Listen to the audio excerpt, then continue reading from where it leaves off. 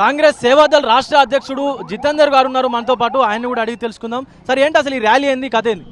ఈరోజు మణిపూర్లో మండుతున్నది. దేశవ్యాప్తంగా అనేక సమస్యలు ఉన్నాయి. కనీసం మణిపూర్ని ఇప్పటివరకు విజిట్ చేసిన పాపాన పోలే మోడీ. అక్కడ రెండు వర్గాలకు రెండు కులాలు కొట్లాడితే అది దేశంలో భాగం లేదా? మరి ఈ విధంగా చేయడం అనేది ఎంత బాధాకరమైన విషయం.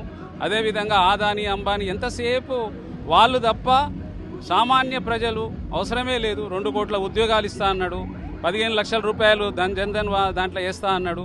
అనేక రకాలుగా జూటా వాగ్దానాలు చేస్తున్నటువంటి మోడీ గురించి నిరసన తెలపడానికి ఈరోజు ర్యాలీ జరుపుతున్నాము. 100 సంవత్సరాల చరిత్ర గల తెలంగాణ అఖిల భారత కాంగ్రెస్ పార్టీ సేవాదల్ ఇది. దీన్ని నాడు స్వతంత్రం కోసం పోరాటం చేసి దేశానికి స్వతంత్రం తెచ్చినాం మేమంతా. నాడు ప్రధాని నెహ్రూ గారు మా అధ్యక్షులు. ఆ రోజు అనేక పోరాటాలు చేసినాం మేము.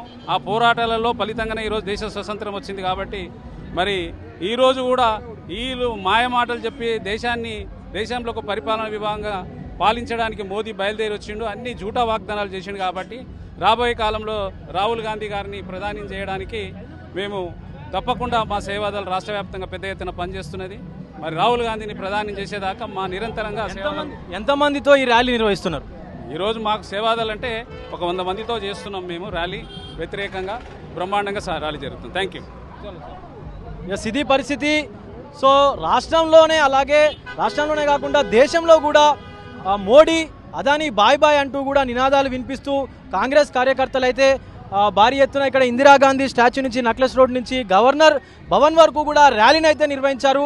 సో మనం చూస్తున్నాం విజువల్స్లో వందల మంది కాంగ్రెస్ కార్యకర్తలు అయితే ఇక్కడికి చేరుకున్నారు. సేవాదల్ కావచ్చు, అలాగే ఇతర ఆల్ ఇండియా నేషనల్ కాంగ్రెస్కు సంబంధించిన వాళ్ళందరూ కూడా ఇక్కడికి చేరుకొని ఈ ర్యాలీలో పాల్గొంటున్నారు. ఇప్పుడే ఇక్కడికి సీఎం కూడా చేరుకున్నటువంటి పరిస్థితి కూడా ఉంది. ఒక్కసారి మనం వెళ్ళి విజువల్స్ చూసే ప్రయత్నం చేద్దాం.